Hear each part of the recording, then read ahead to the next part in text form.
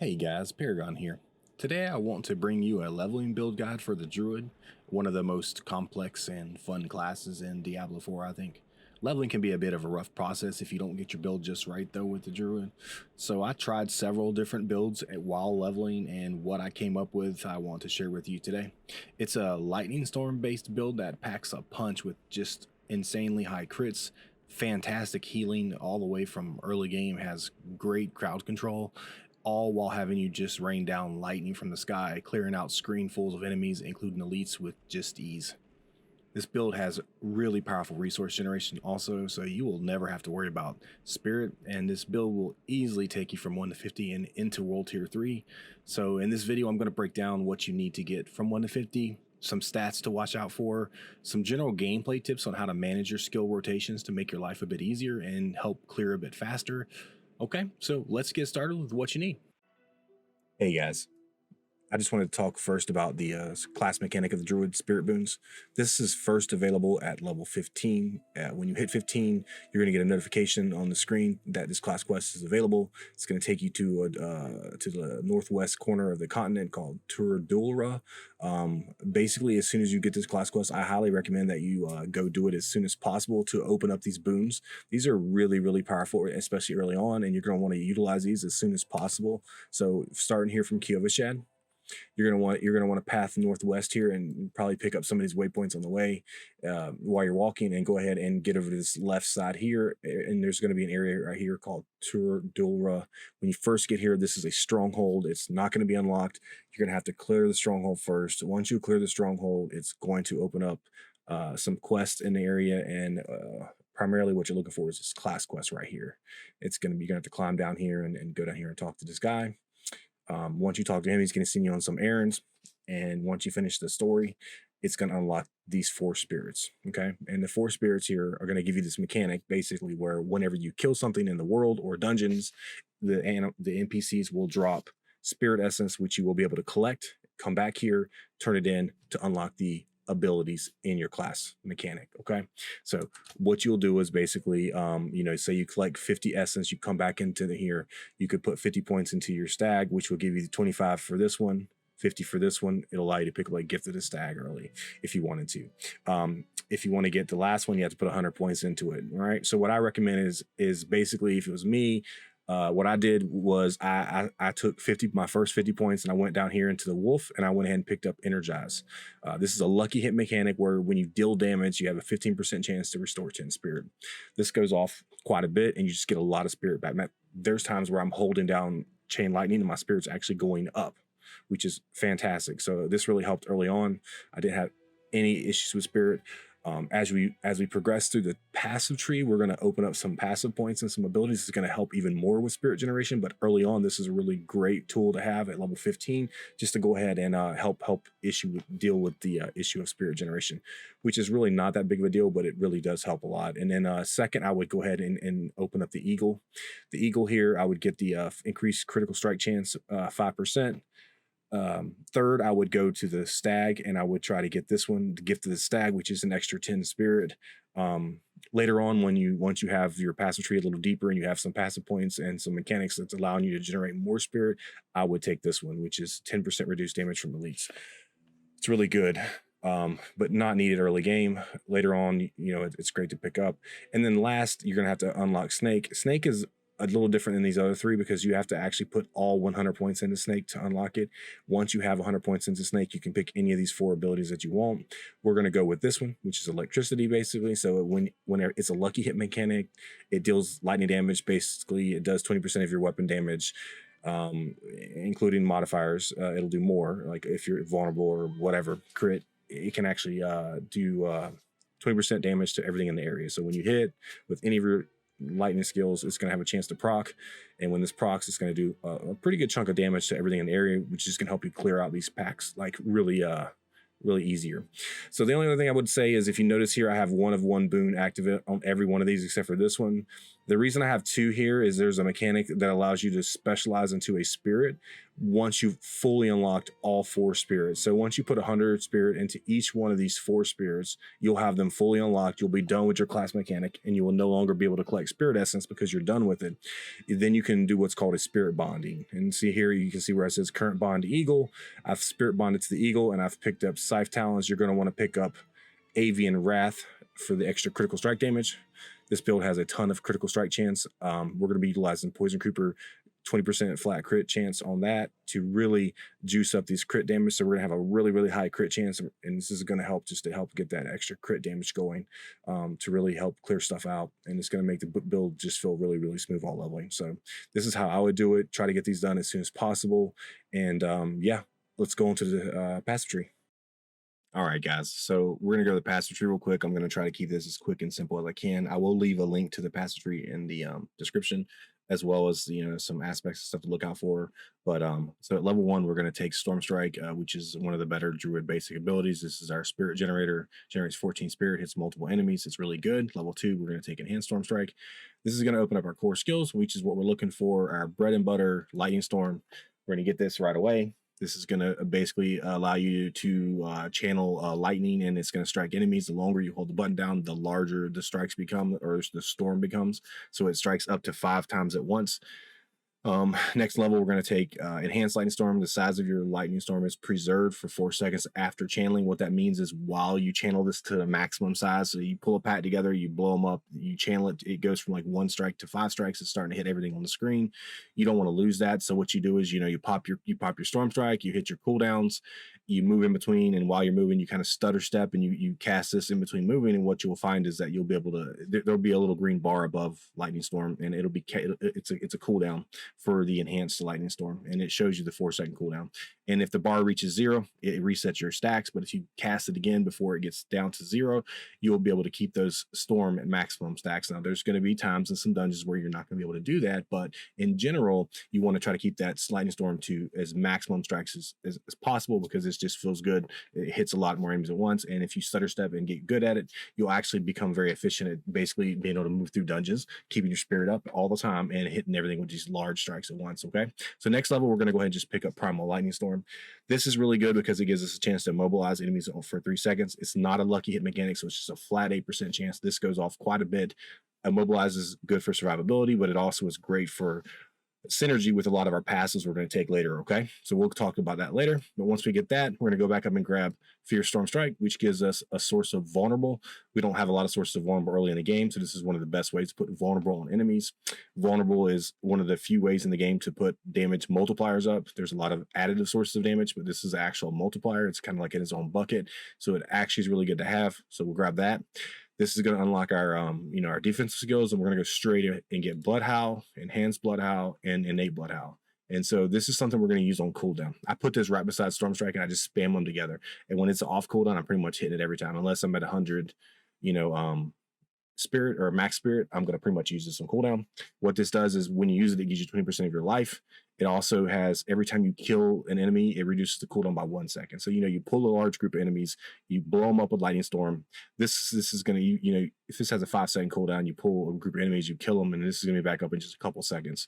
And every time you cast it, it generates 20 spirit. So not only is it healing you for 20% of your life, which is a fantastic healing early game, it's going to be constantly regenerating spirit. So it's a really good source of spirit generation early on, especially for when you're blowing through dungeons and just taking out these large packs of mobs. Okay. And so after we take this, we're going to go ahead and put a couple more points into Lightning Storm just to make it a little bit stronger. And this is going to unlock our Poison Creeper. So we're going to grab Poison Creeper, Enhanced Poison Creeper, and Brutal Poison Creeper. And this is when our build really starts to come online. What Poison Creeper does is it gives you a companion that follows you around, that periodically poisons enemies. But what we're really looking out of this skill for is we want the activate Vine Strangle all surrounding enemies. It immobilizes them for actually like 3 seconds with the enhanced, and it poisons them. So one, the poison is going to be important because it does a lot of damage, and it's going to also proc another passive we're going to take in a few levels. And while they're immobilized, they have a flat 20% base crit. So whenever we're going to be able to like basically spam Blood Howl and Storm Strike to get our spirit up to 100. We're going to pop Poison Creeper on a large group of mobs. It's going to entangle them for the next 3 seconds. We're going to channel our Lightning Storm, and that's going to allow us to have 20% extra crit, and we're going to have these big juicy crits. And this is kind of how the build works. And it's kind of like on this rinse and repeat kind of thing where we group them up, hit them with Poison Creeper, and just unload on them. Okay, so it's actually a fantastic mechanic to really get the damage up. So next 2 levels, go ahead and put 2 more points into Lightning Storm. We're kind of finish leveling that up. We're not going to put any more points into Storm Strike. There's just no point. Once we get the 2 points into Lightning Storm and we go up to 5, this is going to unlock our Wrath skills. For now, we're just going to go ahead and take 1 point to Rabies. This is our second Werewolf skill, and there's going to be we're going to take some passives here the next 3 levels. That's going to help us with a Werewolf transformation. That's going to be these Clarity. But what Rabies does is it's 12-second cooldown, has a really good lucky hit chance, and it basically infects them with poison, and the poison will spread to enemies around. And we're eventually going to go down and grab this enhanced rabies and natural rabies, which makes it spread faster. And the reason we want to get all this poison spread and using poison creepers because we're going to, in a couple levels, we're going to take 1 point in neurotoxin, and we're going to take 3 points in envenom. So poison enemies have 30% more additional critical strike damage. This is a fantastic additional chunk of damage because we're going to be having a lot of crits, and we're going to be looking to get as much crit damage in this build as possible while leveling, because this is where our damage is going to come from. It's a great source of damage. But I recommend for just leveling out for the first time, I felt more comfortable going up here and taking 3 points into Clarity first. And what this does is it gains 6 spirit when transforming into human form. So basically, your 2 werewolf skills, which is your Blood Howl and your Rabies, now will generate 6 spirit. So this will generate 26 spirit on use. This will generate 6 spirit on use. It's just an extra source of spirit generation. It feels good to have the extra spirit generation. All right. So once you get that, leveled up, now we're going to go down. We're going to grab a point into neurotoxin. Then we're going to put 2 points into envenom. This is going to unlock our ultimate. So we want to go ahead and get our ultimate as fast as possible. So we're going to have cataclysm, all three levels of cataclysm. This is a 60-second cooldown. It's a massive storm that follows you around. It does lightning strikes and tornadoes, which knock enemies back, and the lightning strikes have a guaranteed chance to put vulnerable on enemies, which is great because it's just another way for us to have a vulnerable on enemies. Okay, and so once you've done this, we're going to go back up here, put the last point in the venom, and now we're going to go ahead and grab the last 2 points over here and to rabies. So so it does a little more damage, and it also spreads a little faster. So we're going to be between this and poison creeper, we're going to be able to keep our poison on enemies quite a bit. We're going to have a really high, we're going to get as much crit chance as we can, and we're also going to have the flat 20% crit from poison creeper, and we're going to really utilize this extra critical strike damage from the venom. So now the build's pretty much fully online. The rotation is going to be basically, you pull a group together, you spam your rabies to spread poison, you pop your Blood Howl, you use your spirits, you use Storm Strike when you need to, and then you're just going to channel, your Lightning Storm as soon as you hit Poison Creeper. It's going to ramp up your damage, and you're going to get these big juicy crits. Okay, and that's pretty much how the build works. Next few levels, we're just going to flesh out the build a little bit and add some more damage and some survivability if you need to. So what I would recommend is just go ahead and put 1 point in Defiance. We're eventually going to get 3 points into here. This is a more multiplier against elites, which we need, but for now, let's go ahead and put 3 points into Circle of Life. And what this does is every time you use Lightning Storm, it's going to basically heal you for 3% of your maximum life. This feels really good early on while leveling because it's just another source of heal. You got Blood Howl, which is coming off cooldown really rapidly, generating a lot of spirit and healing you for 20% of your life. And at the same time, now you have every time you use your Lightning Storm to channel, you're also healing yourself for 3% of your life. So as you can see, this build just has an insane amount of healing. Okay, and once we get 3 points into that, we're going to go ahead and take our main passive, key passive, Storm, Perfect Storm. Well, storm skills do that. You cast grant 1 spirit, and they have 15% more damage when we damage in a vulnerable, immobilized, or slowed enemy. Right. So when we pop our ultimate, it's going to vulnerable everything. This is going to be really great because they're going to take 15% more damage from all sources.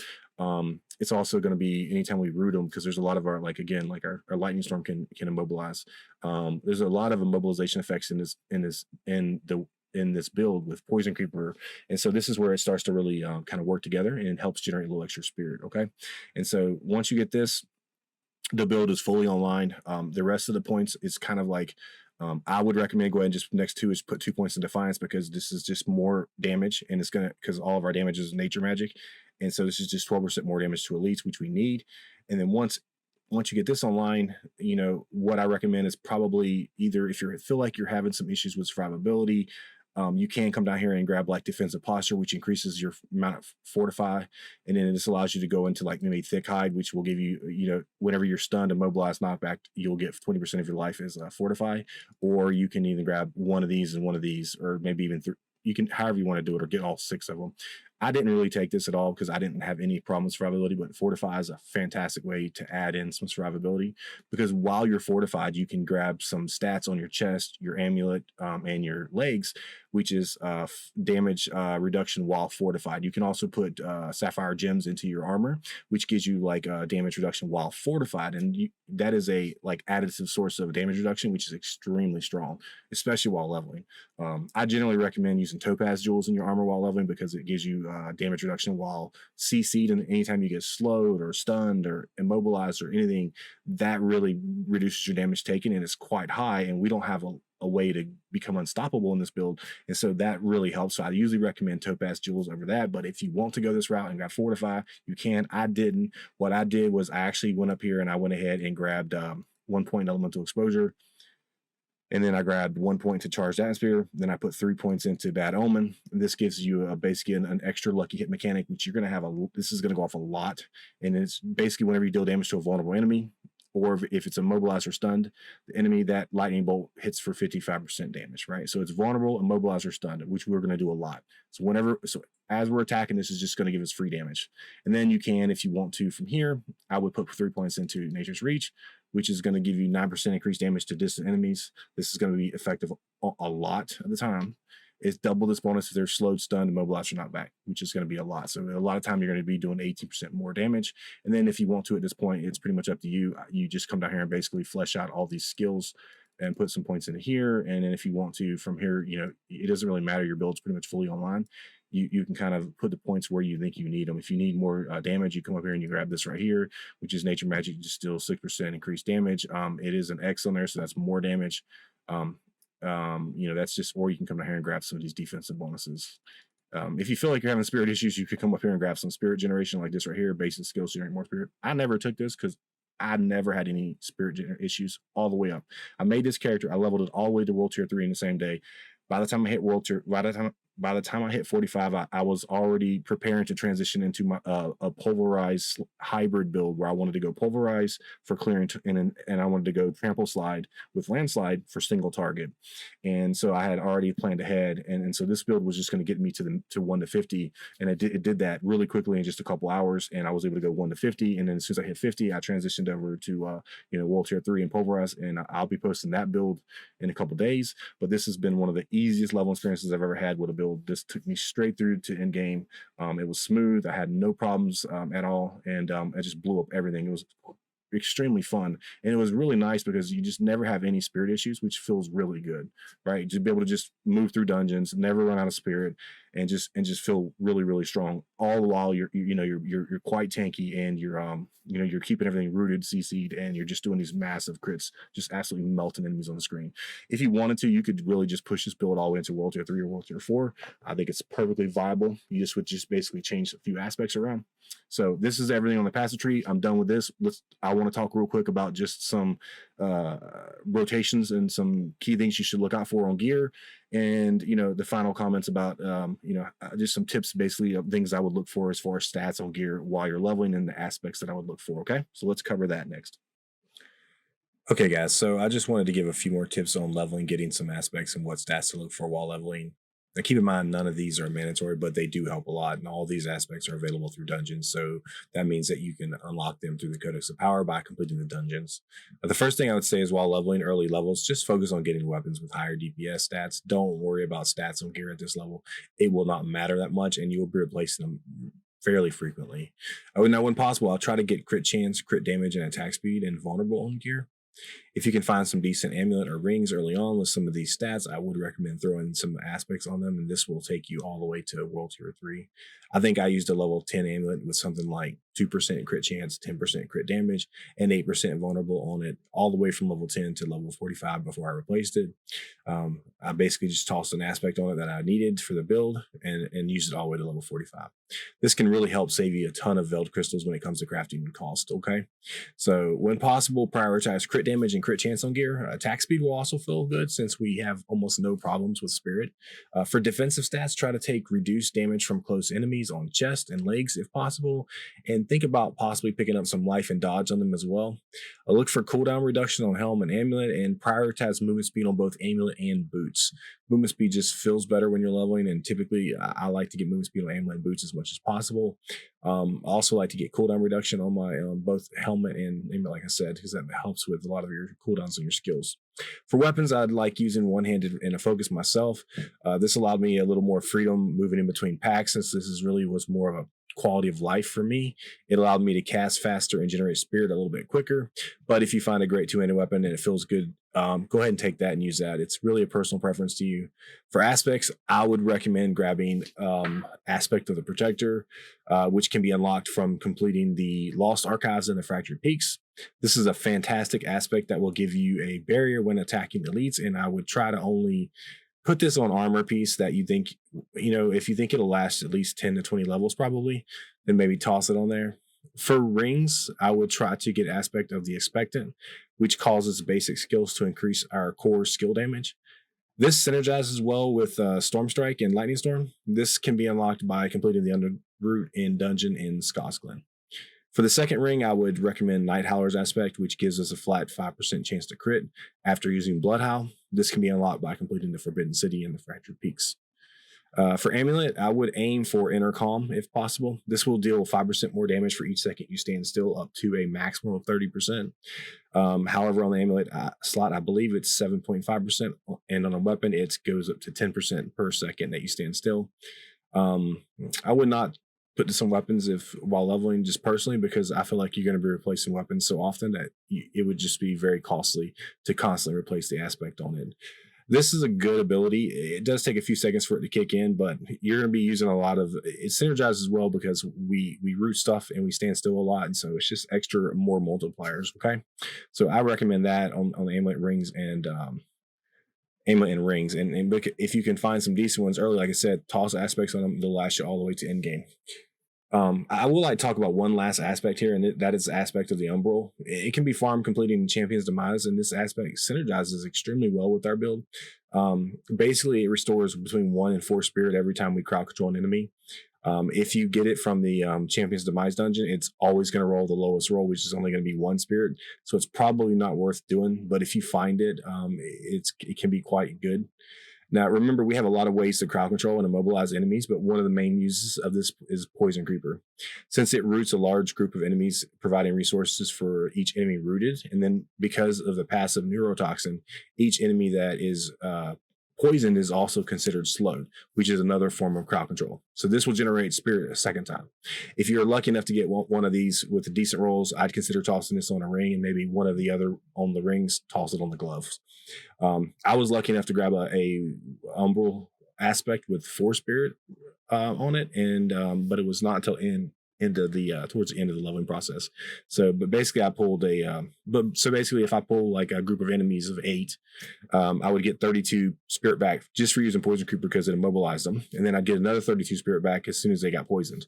So basically 8 enemies gave me like 60 something spirit back. So you'd pull a group, you pop your Poison Creeper, and your spirit just goes to full.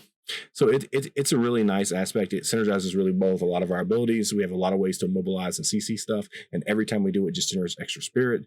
I didn't use this for most of my leveling process. I just wanted to give it an honorable mention since it is a great synergy with the build. Okay, and that's everything. I hope you enjoyed this build as much as I did. It was by far one of the fastest and easiest leveling experiences I've had in D4, and Druid just happened to be my last class to level up to end game, and it was an absolute joy. If you have any questions, please leave them in the comment section below. If you found this video helpful, please like and subscribe, and stay tuned for more build guides and Diablo 4 content videos. And until next time, guys, stay safe.